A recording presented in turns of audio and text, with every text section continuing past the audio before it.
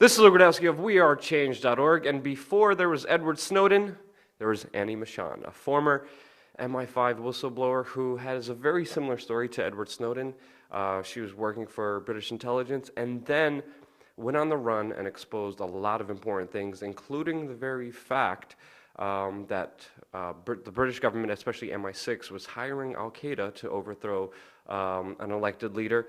Also the fact that the government knew about the IRA bombings and didn't prevent them, and also the fact that the British government was wiretapping and spying on people illegally as well. Now, Annie, you have uncovered a lot. You went on the run after exposing a lot of important things that the public should have known, but to you yourself, what is the most important thing that you blew the whistle on? Well, the reason that I and my former partner, David Shayler, quit MI5 and decided to go public was what became known as the Gaddafi assassination plot. Now, this is something we saw towards the end of our time in MI5. This was in the mid-1990s. And David, at that point, was the head of the Libyan subsection in MI5. And he was officially briefed by his counterpart in MI6, whose James Bond number was not 007, it was PT-16B. And this was a plot where MI6 had been approached by a Libyan military intelligence officer who was then codenamed Tunworth. And he asked for help. He basically said, can you provide some money to actually help us carry out a coup to get rid of Gaddafi, assassinate Gaddafi? And MI6 jumped at this. And they jumped at it for two reasons. One, at that point, they were desperate to get their hands on the two suspects from Libya who were wanted on charges of blowing up the Lockerbie plane, the Pan Am 103, which came down over Scotland in 1988. And also they were very, very keen as well to re-establish relations with the Libyan oil companies, with BP. So they jumped at this whole thing and they started pushing money towards Tunworth, and he went out and with a bunch of what he called ragtag Islamic extremists who were Afghan veterans, Al-Qaeda by any other name, they went ahead and tried to carry out this assassination plot. So what happened is Gaddafi was driving back from a People's Congress in Sirte towards Tripoli, and an explosion occurred under one of the cars in his cavalcade in early 1996. And he obviously survived to be assassinated another day in 2011 by the very same CIA and MI6-backed groups, by the way. But innocent people died, both in the car and in the ensuing security shootout. Yeah. So we couldn't think of anything more heinous at that point, because you have a situation where the spies are running rogue. They were not obeying British law to get the prior written permission of their political master, the Foreign Secretary, in order to carry out this operation legally under the terms of the Intelligence Services Act, and it had killed innocent people. Yeah. And it's an extreme story, and just to bring everything together, the British MI6 government, without approval from higher-ups, decided to kill a political leader of a country because of many interests, one of them corporate interests with British Petroleum, and they did this in an attempt to pretty much overthrow a government, and this is just an insane story, and I mean, there's other aspects of the story that probably affected you.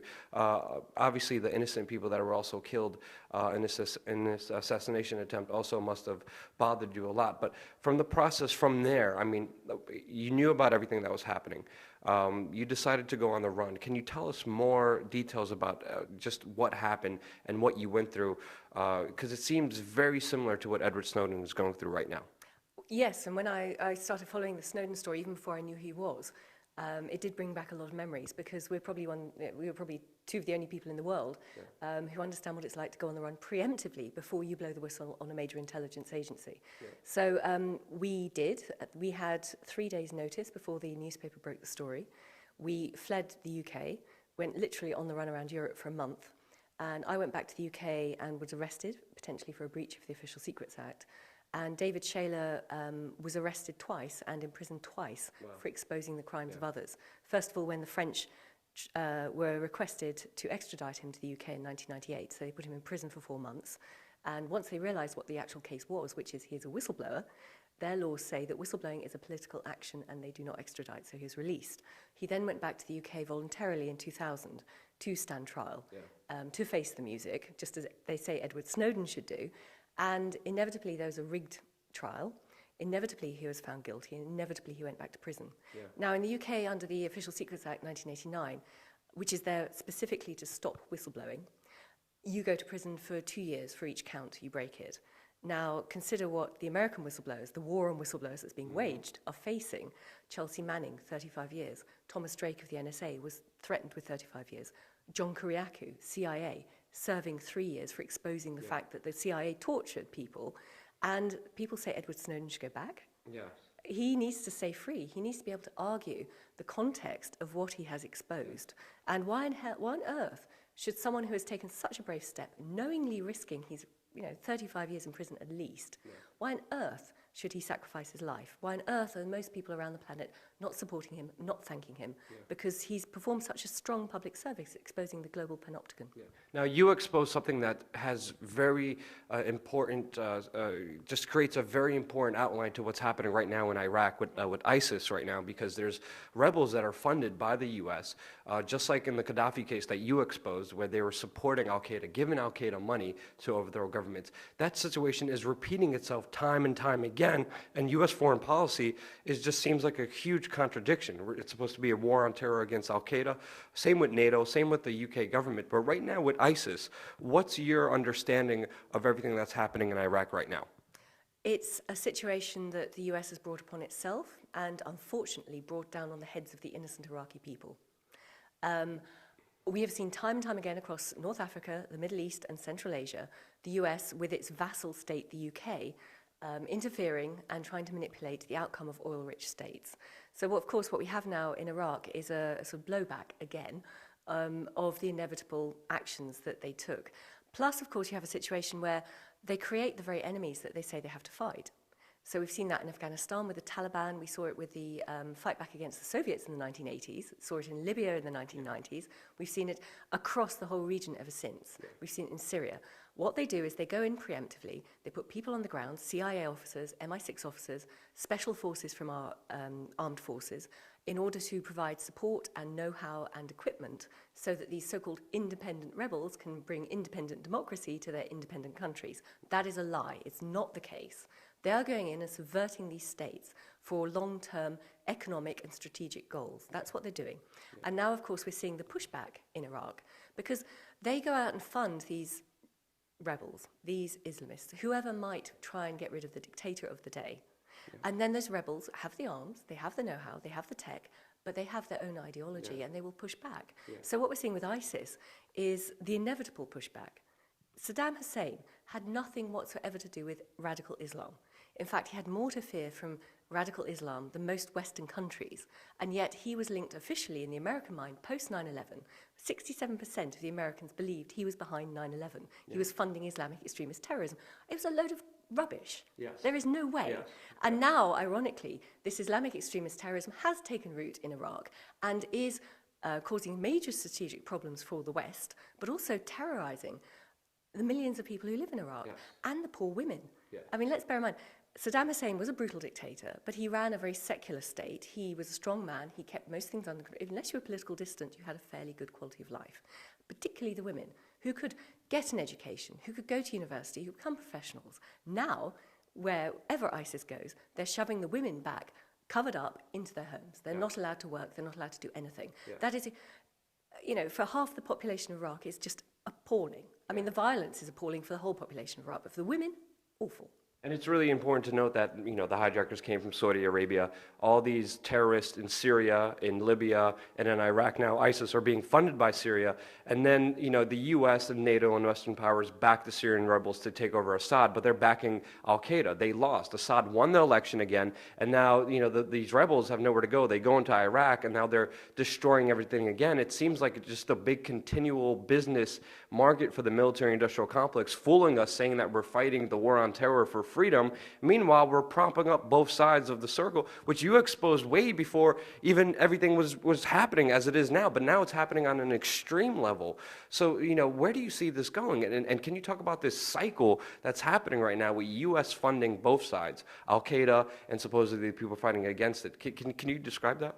It's the perfect business model, and the Americans have been very, very clever about this. I would go further back, though. The sort of areas that I now talk about are I call it my four wars: the war on drugs, the war on terror, the war on the internet, and the war on whistleblowers. And they're all interconnected. Now, the war on drugs, for example, from 1961, the first UN conventions, 1971, Nixon announced it, was the perfect pretext for the US and its vassal states to interfere around the world, particularly Latin America at that time, to counter what they called the commie threat, particularly across the Middle East and other transit countries. And it was also a perfect excuse for the American government to erode the rights of the American people within their own country, the sneak and peek laws, that sort of thing, and the racial bias in terms of arresting disproportionate numbers of ethnic minority people and putting them in prison for non-violent drug offences. Now, what we've seen since 9/11 is they have the war on terror, the bright, shiny new toy, to do precisely this, but maxed out, supersized. Yeah. They don't need the war on drugs anymore, which is why we're seeing it being eroded. Yeah. It's a deadly, deadly cycle that's only fooling everybody else, and people are not even paying attention to what's happening around the world, and we're being stuck in this cycle of just endless war, endless military-industrial complex. 9/11 kind of was the kicking point out of everything, and I know you as a whistleblower, you exposed how the IRA, when they were bombing specific places in the UK, MI5 knew about these things and let them happen. Same with Snowden, who recently came out on NBC, and he said, the U.S. government had foreknowledge of 9/11 and allowed it to happen. It seems like these terrorist attacks work in the favor of the government. Is there any comments you have regarding 9/11 or false flag terrorism that you think the people out there should know about? I would say that the notion of false flag terrorism and state-sponsored terrorism, which is what the Gaddafi plot was in 1996, is more the rule than the exception. This is a perfectly standard weapon in the arsenal of our spy agencies. Not just the US, not just the UK. Do you remember the case of the Russian defector, Alexander Litvinenko? Mm-hmm. He was killed by polonium-210 in London 7-8 years ago. He was actually a whistleblower who exposed the fact that the new version of the KGB had bombed apartment blocks in Moscow in 1999, killing hundreds of people, and that had been blamed on the Chechen rebels, the Islamic rebels in Chechnya. And it was a KGB operation. Again, another example of a false flag attack in order to engender a pretext to take a country into war. Mossad has done the same thing, the Israeli secret agency, where they bombed their own embassy in London and then blamed Palestinian students who were wrongfully convicted and put in prison for 20 years. Britain carries out dirty tricks. It just happens everywhere, and anyone who thinks it doesn't is naive. Yeah. It's a deadly cycle. It's horrible to see because it affects people. Right now in Iraq, people are being butchered, murdered, executed by ISIS, and they're doing it with weapons that we paid for with our tax dollars. But the only thing that could really stop it is whistleblowers like yourself. Annie, thank you so much from the bottom of my heart for having the courage for speaking out. Is there anything else you'd like to say, or where can people also find out more information about you? We'll have a website which is just anniemachon.ch, which is a Swiss domain name because I don't trust American domain names anymore because they can be taken down anywhere around the world under very dubious counterterrorism legislation. So if anyone's interested, they can find out more about me there. And also, if you're interested in the war on drugs, I would suggest they go to leap.cc, which is it's a global organization of law enforcement professionals who say the war on drugs has failed. And we say this, one of the key reasons, going back to the perfect business cycle, is that on the one hand, America particularly started prohibition and enforced it on the rest of the world. Then prohibition leads to the biggest drug trade, huge drug trade, the biggest crime wave the world has ever seen, which they then have to fight. But one thing that most people don't know is that most of the recognized terrorist groups around the world are funded by the drug trade, particularly in Libya, which has fallen into anarchy and is riddled with drugs. It's one of the biggest transit countries now from Latin America into Europe, which didn't happen in Gaddafi's day. So by enforcing prohibition, by creating this illegal drug trade, we're actually funding our terrorist enemies. Yes. How better a business cycle can you build between these different wars? And they all are interconnected with each other, especially with the situation in Afghanistan with the growing opium population. And the only thing really standing in the way of just exposing all this and stopping all this is really whistleblowers having the courage to stand up. So it's amazing, it's beautiful to see people like yourself who are willing to take that risk and have taken that risk and are willing to help others like Edward Snowden as well. So I thank you so much for everything you're doing, because it really is an insane situation that we're dealing with. And the only thing that could really stop it is brave people who are willing to speak out. So don't ever be afraid to use your voice.